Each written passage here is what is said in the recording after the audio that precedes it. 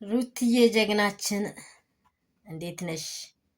አይዞሽ አይዞሽ አይዞሽ የኛ ጀግና የኛ አንበሳ የኛ ውድ እንቁ የሆንሽ እይታችን ወይንም ውድ የኛ ግሬሳችን ምንም ምንለው የሚወጣልሽ ነገር የሌለሽ ደከምኩኝ ዋጋ ከፈልኩኝ ምንም ነገር የሌለበት ስተት እንዳላ ሳላቀው አንዳንድ ጊዜ እኛ የምንወደውን ሰው እንዴት እንደምጠላ አናቀውም፣ እንዴት እንደሚወጣ አናቀውም፣ ከኛ ቤት እንዴት እንደሚሄድ አናቀውም። ግን ዋጋ እንከፍለዋለን። ይህን በቃ የውስጧን የሚረቷን ደከምኩኝ ዋጋ ከፈልኩኝ እያለች እየዘፈነችለት ነበረ ለአብርሽ። ምክንያቱም ይሄ አይገባውም። ይሄ የሚገባው ሰው ቢሆን ኖሮ አንቺ ያኔ ያደረግሽውን ያኔ የዋልሽለትን ውለታ አይረሳም ነበረ። ይሄን አይረሳም ነበር። ምክንያቱም አንቺ ለሱ ብለሽ ለልጁ ብለሽ ለህይወት ብለሽ ያደረግሻቸውን ነገሮች እሱ አላስተዋለም።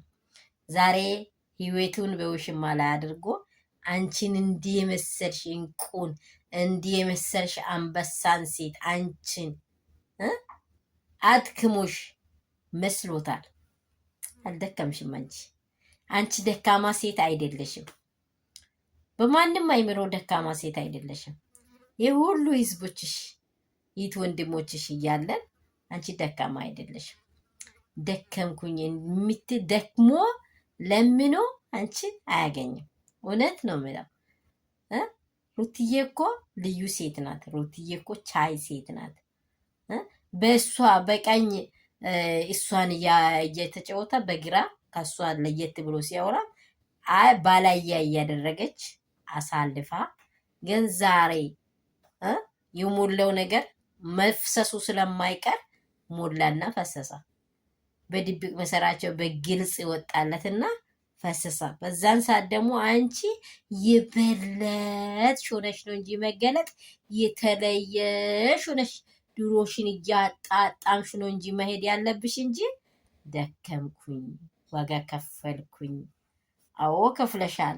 ያ የከፈልሽውን ዋጋ ያየ ደግሞ አንቺን እንዲህ ቁንጮ ነው የሚያስቀምጥሽ እንጂ ዝቅ የሚያደርግ አይኖርሽም። ዝቅታ ለዛ ተከትሎ ለመጡት ለበጠበጡት ይሆናል ለበጠበጡት ዋጋ ለከፈሉት። አንቺ እኮ እሱ ለሚኖሽ አያገኝም። ሩታዬ ቆንጆ አንቺ በቃ ምን እንደበለሽ ምንም ይወጣልሽ የሌለሽ የኔ ንግስት የኔ ልዕልት። ሰላም ሰላም ቤተሰቦቼ፣ ይህንን ቪዲዮ ሼር አድርጉ። ወዳችሁ የሚያከብራችሁ ቤተሰቦቼ፣ በብዙ መንገድ ለእኛ ይሄ ትምህርት ቤት ነው እንድናውቀውና እንድንማር ነው። በጣም ነው ታንኪ ሶ ማች እላችኋለሁ። ሼር ላይክ አድርጎ እሺ። ወዳችኋለሁ።